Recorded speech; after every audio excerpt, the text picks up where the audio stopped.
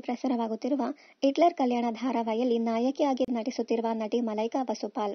ಮೊದಲ ಧಾರಾವಾಹಿಯಲ್ಲಿಯೇ ನಾಯಕಿಯಾಗಿ ನಟಿಸಿ ಕಿರುತೆರೆ ವೀಕ್ಷಕರ ಮನೆ ಮನ ಸೆಳೆದ ಈ ಚೆಲುವೆ ಈಗ ಕಿರುತೆರೆ ಮಾತ್ರವಲ್ಲ, ಸಿನಿಮಾದಲ್ಲಿಯೂ ನಟಿಸಿ ಸೈ ಎನಿಸಿಕೊಂಡಿದ್ದಾರೆ. ಉಪಾಧ್ಯಕ್ಷ ಸಿನಿಮಾ ಮೂಲಕ ನಟಿ ಮಲೈಕಾ ವಸುಪಾಲ್ ಸಿನಿಮಾಕ್ಕೆ ಪ್ರವೇಶಿಸುವುದು ಸದ್ಯ ಟ್ರೆಂಡ್ನಲ್ಲಿರುವ ವಿಚಾರ. ನಟನೆಯ ಕುರಿತಾಗಿ ಅಪಾರವಾದ ಕನಸನ್ನ ಕಟ್ಟಿಕೊಂಡಿದ್ದ ಮಲೈಕಾ ಈಗ ತುಂಬಾ ಸಂತಸದಿಂದಿದ್ದಾರೆ. ಕಿರುತೆರೆಯ ಮೂಲಕ ಬಣ್ಣದ ಲೋಕದ ನಂಟು ಬೆಳೆಸಿಕೊಂಡ ಈ ಚೆಲುವೆ ಇದೀಗ ಏಕಕಾಲಕ್ಕೆ ಎರಡನ್ನ ನಿಭಾಯಿಸಿಕೊಂಡು ಸಾಗುತ್ತಿದ್ದಾರೆ. ಅಂದಹಾಗೆ ಮಲೈಕಾ ವಸುಪಾಲ್ ಅವರ ನಟನಾ ಜರ್ನಿ ರೋಚಕ ಎನ್ನಬಹುದು. ವಿವಿಧ ಪ್ರಶಸ್ತಿ ಕಾರ್ಯಕ್ರಮಗಳು ಮತ್ತು ವೀಕೆಂಡ್ ವಿತ್ ರಮೇಶ್ನಲ್ಲಿ ಸಾಧನೆಗೈದರವನ್ನ ನೋಡುತ್ತಿದ್ದಾಗ ಮಲೈಕಾ ಅವರ ನಟನೆಯ ಹಾಸ್ಯಗೂ ಪ್ರೇರಣೆ ಸಿಗುತ್ತಿತ್ತಂತೆ. ಮನೆಯವರ ಇಚ್ಛೆಯಂತೆ ಇಂಜಿನಿಯರಿಂಗ್ ಪದವಿ ಪೂರ್ಣಗೊಳಿಸಿರುವ ಈಕೆ ನಂತರ ತಮ್ಮ ಕನಸುಗಳ ಬೆನ್ನತ್ತಿ ಹೊರಟಿದ್ದರು. ಈಗ ತನ್ನ ಕನಸುಗಳನ್ನ ಈಡೇರಿಸುವ ಸರದಿ ಎಂದು ಖುಷಿಯಿಂದ ನಟಿ ಮಲೈಕಾ ವಸುಪಾಲ್ ಹಂಚಿಕೊಳ್ಳುತ್ತಾರೆ. ಇನ್ನು ಉಪಾಧ್ಯಕ್ಷ ಬೆಳ್ಳಿತೆರೆಯಲ್ಲಿ ಮಲೈಕಾ ಅವರ ಮೊದಲ ಸಿನಿಮಾ. ತನ್ನ ಮೊದಲ ಚಿತ್ರಕ್ಕಾಗಿ ಕ್ಯಾಮೆರಾ ಎದುರಿಸಲು ತಾನು ನಟಿಸಿದ ಧಾರಾವಾಹಿಗಳಲ್ಲಿನ ತನ್ನ ಅನುಭವ ನೆರವಾಗಿದ್ದನ್ನ ಮಲೈಕಾ ಒಪ್ಪಿಕೊಳ್ಳುತ್ತಾರೆ. ಹಿಟ್ಲರ್ ಕಲ್ಯಾಣ ಧಾರಾವಾಹಿಯಲ್ಲಿ ನಾನು ನಾಯಕಿ ಲೀಲಾ ಆಗಿ ಅಭಿನಯಿಸುತ್ತಿದ್ದೇನೆ. ಕಿರುತೆರೆಯಲ್ಲಿ ಲೀಲಾ ಪಾತ್ರ ಸಾಕಷ್ಟು ಪ್ರಾಮುಖ್ಯತೆಯನ್ನ ಪಡೆದಿದೆ. ಕಿರುತೆರೆಯಲ್ಲಿ ವೀಕ್ಷಕರ ಮನಸೆಳೆದಿರುವ ನಾನು ಇದೀಗ ಹಿರಿತೆರೆಗೆ ಪ್ರವೇಶಿಸುವ ಮೂಲಕ ಹಿಂದಿಗಿಂತ ದೊಡ್ಡ ಸಾಧನೆಯನ್ನ ಮಾಡಲು ಹೊರಟಿದ್ದೇನೆ.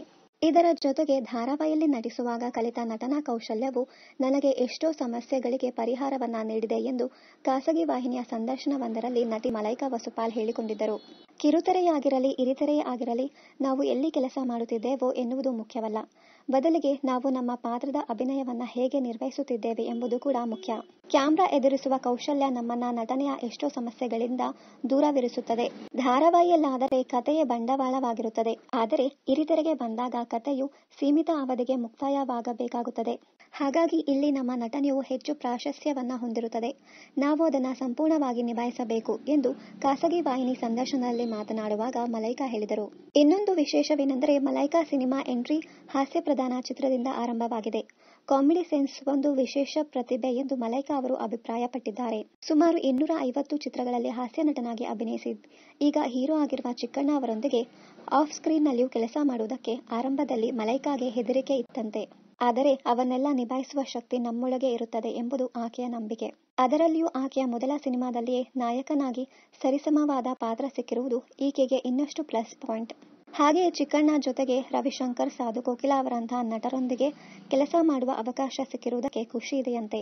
ಸ್ಯಾಂಡಲ್ವುಡ್ನನ್ನ ಹೊರತುಪಡಿಸಿ ಬೇರೆ ಭಾಷೆಯಿಂದಲೂ ಆಫರ್ಗಳು ಬರುತ್ತಿದ್ದು ಸದ್ಯ ಭಾಷೆ ತಿಳಿದಿಲ್ಲದ ಕಾರಣ ಮಲೈಕಾ ಅವುಗಳನ್ನ ನಿರಾಕರಿಸಿದ್ದಾರೆ.